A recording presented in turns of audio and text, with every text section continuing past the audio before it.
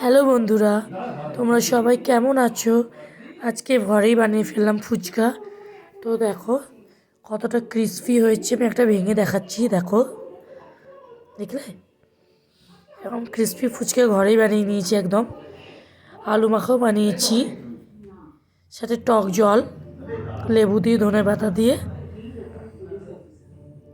আজকে সন্ধ্যেবেলা খুব ফুচকা খেতে ইচ্ছে করছিল, তো ঘরেই বানিয়ে নিলাম। দেখো,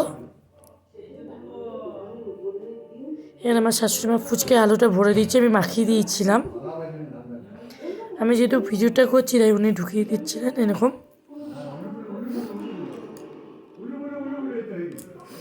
কেমন দেখতে লাগছে অবশ্যই জানিও। আমার তো খুব ভালো লাগছিলো খেতে, ক্রিস্পি ক্রিস্পি হয়েছিল পুরো দোকানের মতন। খুব সহজে বানিয়েছি, সামান্য একটু সুজি আর আটা দিয়ে।